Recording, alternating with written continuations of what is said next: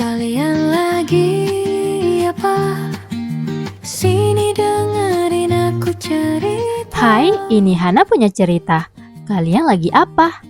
The Tiger's Mom Reborn Part 16. Mari kita mulai. Jiwon melangkah masuk ke rumah bersama anak-anaknya setelah makan di luar. Suasana langsung hening melihat Sang-hun duduk di ruang tengah dengan mangkuk mie instan yang sudah kosong. Sang-hun mendelik pada mereka, lalu bangkit. Lihat, kalian bahkan tidak ingat ayah kalian. Ia memasukkan tangan ke saku dan melangkah masuk ke kamar. Doyun hampir maju karena Sang-hun membiarkan mangkuk kotor di meja. Jiwon menahan tangan Doyun dan menatapnya hangat. Tidak apa-apa, kalian masuklah ke kamar dulu, ucapnya. Ia mengelus dada putra keduanya itu. Bahkan putranya itu mendapatkan temperamen ayahnya juga. Minhee memegang tangan ibunya. Ibu istirahat saja di kamarku, aku akan merapikan itu. Ia langsung melangkah untuk merapikannya. Jiwon tersenyum hangat melihatnya. Sunwoo memeluk lengan Jiwon. Ibu ke kamarku saja, ucapnya, dan membawa ibunya masuk. Sang-hun duduk gugup di pinggir kamar tempat tidur. Satu kakinya bergerak-gerak seperti sedang menjahit. Otaknya berputar bagaimana caranya agar Jiwon kembali menurut padanya. Ia terus mengintip ke pintu. Sedikit gusar kapan Jiwon akan masuk. Sementara itu, Minhee menumpuk gelas dan mangkuk. Juga sampah-sampah lain yang tertinggal. Ting! Spontan mata Minhee mengedarkan pandangan. Menemukan ponsel ayahnya tertinggal di sofa. Ia menghembuskan nafas sebal dan menjangkau benda itu untuk meletakkannya di meja. Ding! Mata Minhee menangkap notifikasi yang muncul di layar atas. Sekretaris Go. Opa, jangan lupa besok melihat apartemen ya. Lambang hati berwarna merah. Dahi Minhee berkerut. Ding! Muncul yang lain. Sekretaris Go. Aku sudah punya favoritku. Lambang hati berwarna merah. Bibir Minhee menahan emosi. Ia melirik ke dalam, lalu menarik layar ke atas, dari atas ke bawah, memperlihatkan notifikasi yang sudah masuk.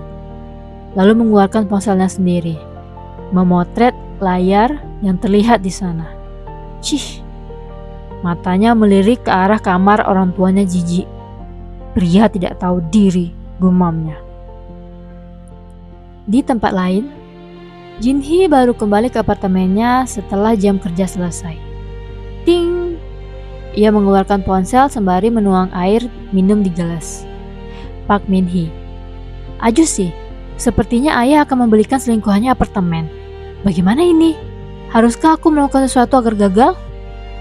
Jinhee menekan foto yang dikirimkan Minhee. Helaan nafas dalam keluar dari mulutnya. Pak Sang-hun, kau tolol sekali, gumamnya. Kembali ke rumah keluarga Park. Jiwon sudah bersiap tidur di kamar Sunwoo saat Minhee ikut masuk dengan baju tidurnya. Minhee melompat ke kasur. Kita pesta tidur saja sekalian. Sunwoo mengangguk-angguk membenarkan. Ayo! Doyun masuk membawa alas tidur. Pesta tidur! Ucapnya sembari mengangkat tangan. Jiwon menahan tawa mendengar itu. Sunwoo memeluk Jiwon manja. Jiwon mengelus kepala putra bungsunya gemas. Jiwon meletakkan alas kasur di lantai, meletakkan bantal dan selimut juga. Setelahnya, Jiwon duduk bersandar di tempat tidur. Sunwoo menelungkup di pangkuannya. Tangannya mengelus rambut putra bungsunya itu lembut. Minhee duduk bersila di bagian bawah tempat tidur. Doyun di sebelahnya. Sunwoo memandang ibunya. Ibu, jika nanti ibu berpisah dari ayah, ia memulai pembicaraan. Nanti kita akan tinggal di mana? Jiwon terdiam dulu mendengar pertanyaan itu. Lalu memandang Minhee dan Doyun yang juga menatapnya. Ia menghela nafas dalam, tersenyum hangat. Ibu tidak apa-apa, ucapnya. Minhee, Doyun, dan Sunwoo tertegun. Sunwoo sampai bergerak bangkit dengan tatapan kaget. Maksudnya, ibu tidak akan berpisah? Ibu akan bertahan dengan ayah? Tanya Minhee tak mengerti. Jiwon menghela nafas dalam, memandang anak-anaknya.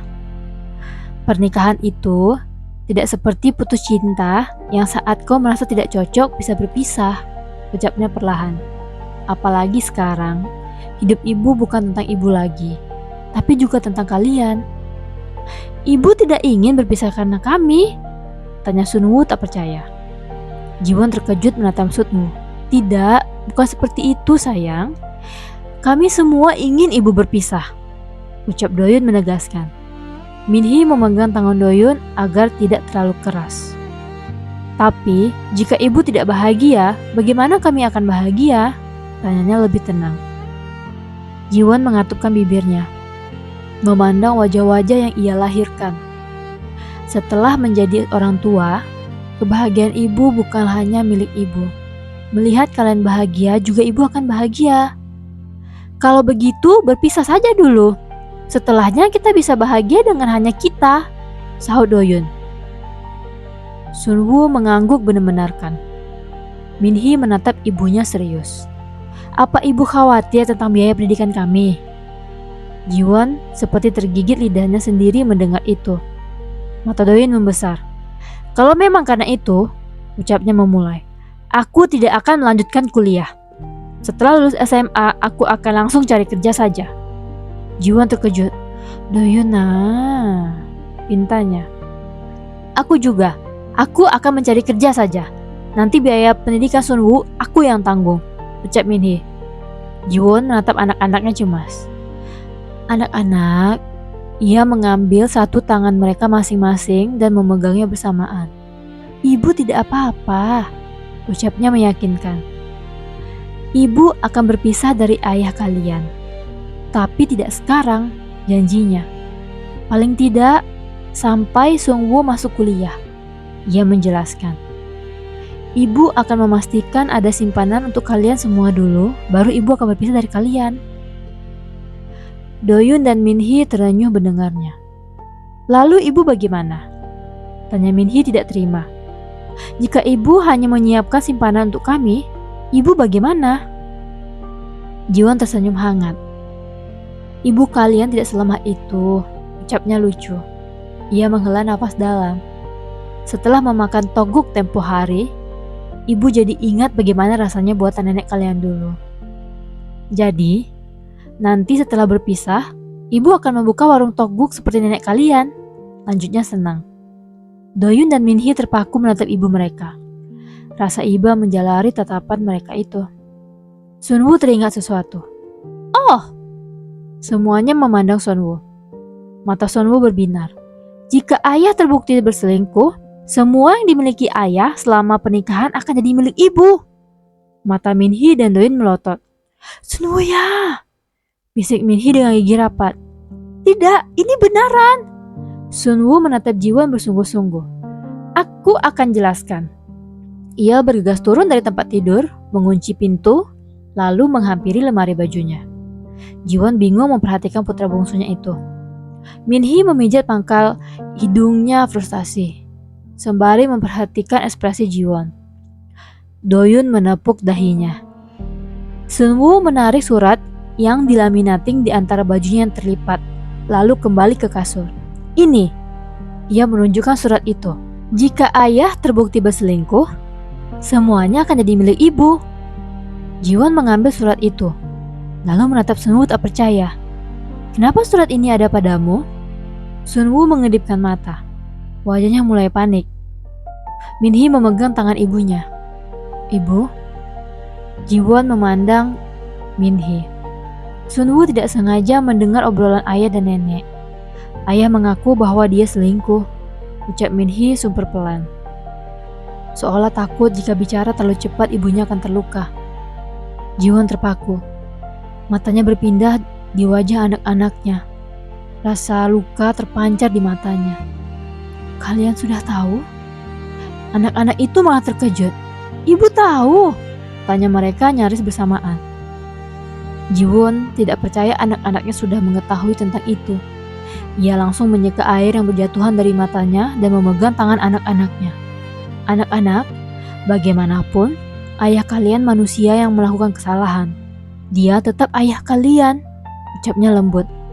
Min-hee justru terluka mendengar ucapan ibunya yang masih sempat membela ayah. Ibu, tapi ayah berselingkuh, tegas Do-yeon.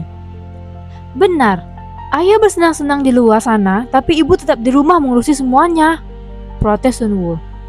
Pokoknya, ibu harus berpisah dari ayah, tegas Min-hee.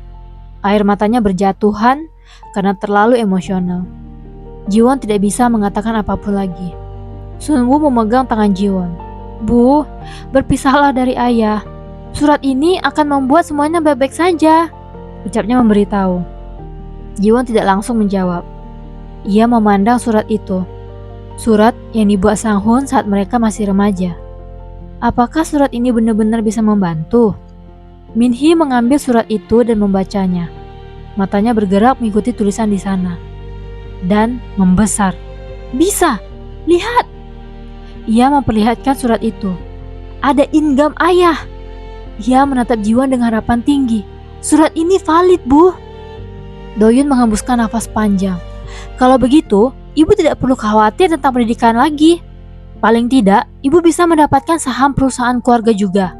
Aset-aset yang dibeli selama pernikahan. Ji-won terlihat sulit mempercayainya. Namun anak-anaknya membuatnya yakin. Benarkah? Ia mengambil surat itu dan membacanya. Dulu ia menyimpan surat itu bukan untuk sesuatu yang penting seperti ini, melainkan merasa Sang-hoon sangat manis sampai menuliskan surat seperti itu agar ia yakin untuk menikah. Coba. Penasaran gak sih yang terjadi selanjutnya? Aku upload hari Rabu, Kamis, dan Jumat. Jangan lupa like, komen, dan subscribe. Berjumpa di part selanjutnya.